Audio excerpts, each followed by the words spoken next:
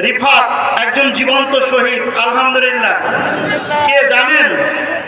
মৌলানা রফিকুল ইসলাম খানের সুযোগ্য সন্তান। আল্লাহ রিফাতকে নেক হায়াতে তয়বা দান করুক, আমরা সবাই বলি আমিন।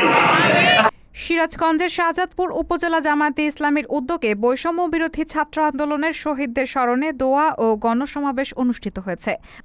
বুধবার বেলা ৩টায় শাহজাদপুর সরকারি কলেজ মাঠে বাংলাদেশ জামায়াতে ইসলামী শাহজাদপুর শাখার উদ্যোগে গণসমাবেশ ও দোয়া মাহফিলের আয়োজন করা হয়।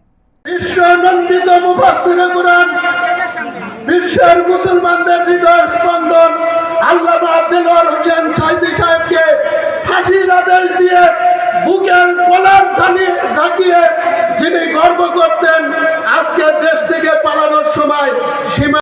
শাহজাদপুর উপজেলা জামায়াতে ইসলামীর আমির অধ্যাপক মাওলানা মিজানুর রহমানের সভাপতিত্বে উপজেলা জামায়াতের সেক্রেটারি মাস্টার আব্দুল মালেকের পরিচালনায় বিশেষ অতিথির বক্তব্য রাখেন কেন্দ্রীয় মজলিসের শুরা সদস্য ও সিরাজগঞ্জ জেলা জামায়াতের আমির মাওলানা শাহিনুর আলম, বেলকুচি উপজেলা জামায়াতের আমির সাবেক উপজেলা ভাইস চেয়ারম্যান আরিফুল ইসলাম সোহেল, উল্লাপাড়া উপজেলা জামায়াতে ইসলামীর আমির সাবেক উপজেলা ভাইস চেয়ারম্যান অধ্যাপক শাহজাহান আলী, এনায়েতপুর থানা জামায়াতে ইসলামীর আমির ডাক্তার সেলিম রেজা, শাহজাদপুর উপজেলা জামায়াতে ইসলামীর সাবেক আমির মাওলানা আব্দুল খালেক, মাওলানা নিজাম উদ্দিন, উপজেলা জামায়াতের সহ সেক্রেটারি নজরুল ইসলাম প্রমুখ।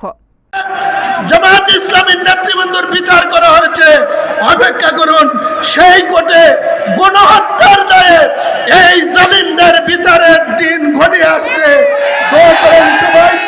পরে ছাত্র আন্দোলনে শহীদ শাহজাদপুরের সুজন ও অন্তরের পরিবারকে আর্থিক অনুদান তুলে দেন মাওলানা রফিকুল ইসলাম খান। রাহানা মুন, সবার কথা।